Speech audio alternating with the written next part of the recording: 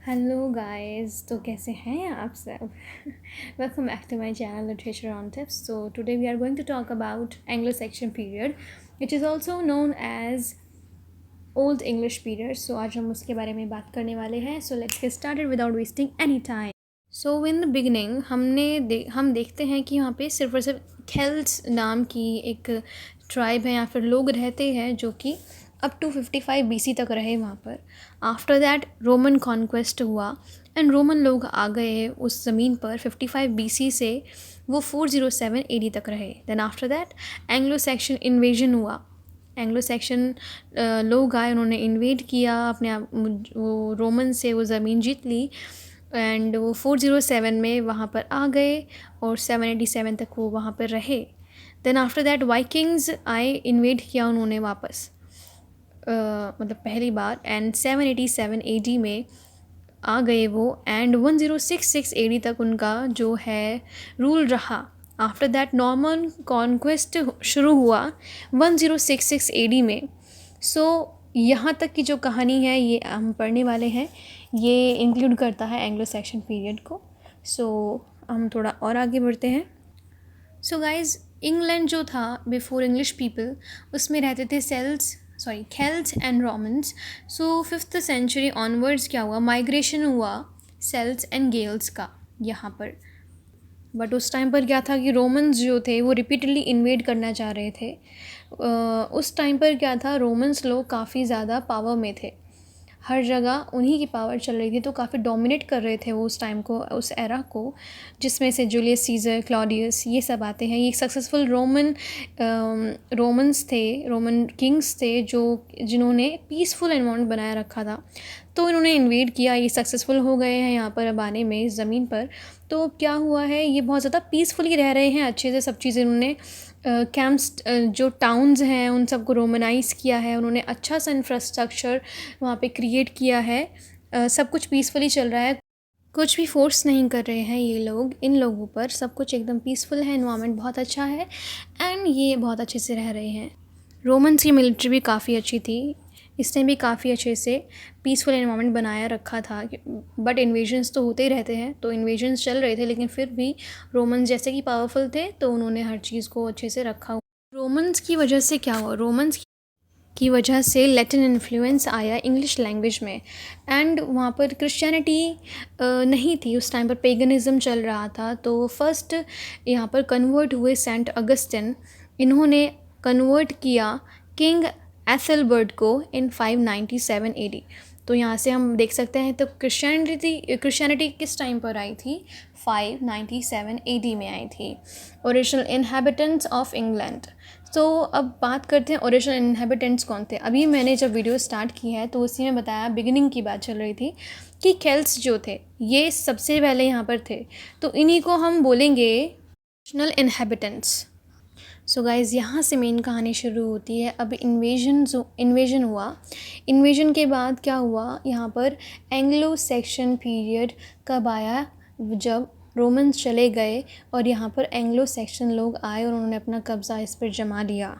अब वो कैसे किया, विसिगोथ नाम की एक वॉयलेंट ट्राइब थी, काफ़ी वॉयलेंट थी ये, इसने रोम को अटैक किया. अब रोमन लोग तो यहाँ पर थे, तो वो अपने यहाँ से चले गए, उनको जाना पड़ा है यहाँ से, इंग्लैंड से, अपनी कंट्री को बचाने के लिए. तो वहाँ चले गए और यहाँ पर जो एंग्लो सेक्शंस लोग थे उन्होंने आकर यहाँ पर कब्ज़ा जमा लिया. सो काफ़ी दिमागदार थे ये लोग.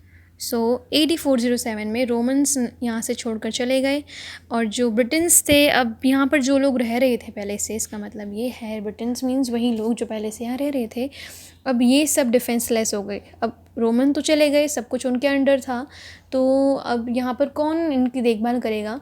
तो अब बचाने के लिए आते हैं सेवियर आते हैं, और वो सेवियर हैं एक जर्मनिक ट्राइब. ये जर्मनिक ट्राइब थी, ये ईस्टर्न कोस्ट ऑफ यूरोप से आई थी इनको डिफेंड करने के लिए.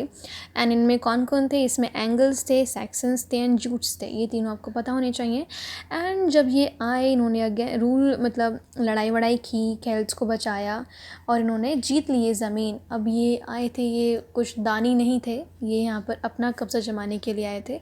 तो जो केल्ट्स थे, जो लोग यहाँ पर ऑलरेडी पहले से रह रहे थे, इन्होंने उनको एक नॉर्थ वाले एरिया में भेज दिया वेल्स में, जिसको वेल्स कहते हैं, WALES। क्यों भेज दिया यहाँ पर? क्योंकि जिस जगह पर ये रह रहे थे वहाँ वो जो ज़मीन थी वो काफ़ी फ़र्टाइल थी।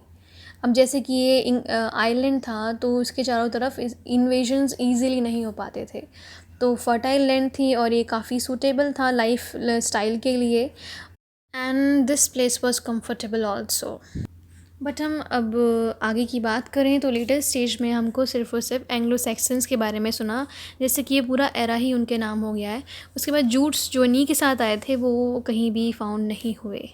अब उनका क्या हुआ वो पता नहीं चला है कहीं भी।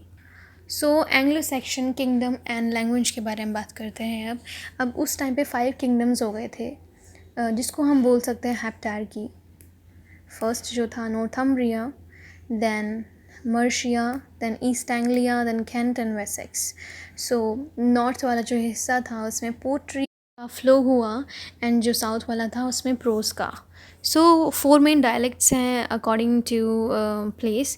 सो नॉर्थम्ब्रिया में नॉर्थम्ब्रियन, मर्सिया में मर्सियन, और कैंट में कैंटिश, एंड वेसेक्स में वेस्ट सैक्सन लैंग्वेज यहाँ पर बोली जाती थी। अब उस टाइम पे लैंग्वेज जो वेस्ट सैक्सन है ये ज़्यादा पॉलिटिकली डिमांड में थी उस टाइम पर। जितने भी कंटेम्प्रेरी उस टाइम पर टेक्स्ट जो लिखे गए थे वो इसी डायलेक्ट में थे। अब हम बात करते हैं किंग एल्फ्रेड द ग्रेट की। ये जो थे किंग ऑफ वेसेक्स थे from 871 to 899।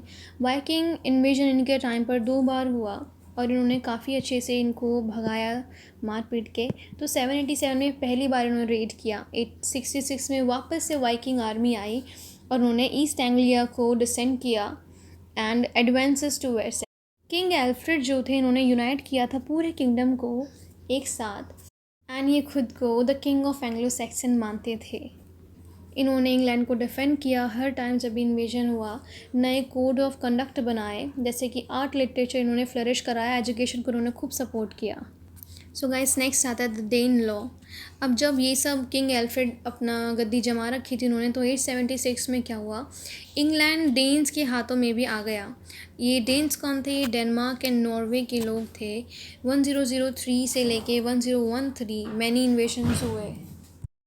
What was Danelaw? Danelaw was the England which was occupied by Danes. उस टाइम पे काफ़ी सारे लॉज बने, वो सर्वाइव भी किए, लेकिन ये खुद को वर्दी सक्सेसर नहीं बना पाए। क्यों? ये कुछ ही टाइम में ये हट गए थे वहाँ से, उनको अपना रूल छोड़ना पड़ा। ये काफ़ी अनवर्दी प्रूव हुए लास्ट में, और 1066 में का रूल ख़त्म हो गया because they don't have any वर्दी सक्सेसर्स। अब इसकी भी एक स्टोरी है। इसकी स्टोरी क्या है, किंग एडवर्ड उस टाइम पर रूल कर रहे थे, इनका कोई भी एड नहीं था। No son was there, and ये खुद सन थे किंग कनुट के, जो कि जिन्होंने सेक्शंस एंड डेन्स को यूनाइटेड किया था। एडवर्ड ने अपने एक फ्रेंड हेरोल्ड नाम था उनका, उसको फेवर किया और उसको सक्सेसर बना दिया। But he was not from the royal blood. That's why Normandy laid claims to England throne. Harold fail हो गए उसको अपने आप को डिफेंड करने के लिए, अपने क्राउन को डिफेंड करने के लिए, और जो नॉर्मेंडी थे जिन्होंने जो फ्रांस से थे बेसिकली, उन्होंने इन्वेड किया, उन्होंने वो जीत गए एंड नेक्स्ट रूलर बन गए। सो उनके बीच जो बैटल फॉट हुआ उसको बैटल ऑफ हेस्टिंग बोलते हैं, और द नॉर्मन कॉन्क्वेस्ट ऑफ 1066। तो यहीं से एक नए एरा की शुरुआत हुई, जो कि हम नेक्स्ट वीडियो में पढ़ने वाले हैं। अगर आपको ये वीडियो पसंद आई हो तो लाइक करें, सब्सक्राइब करें and share the video with your friends, family, जिसको भी इसके बारे में नॉलेज होनी चाहिए। Thank you so much for watching.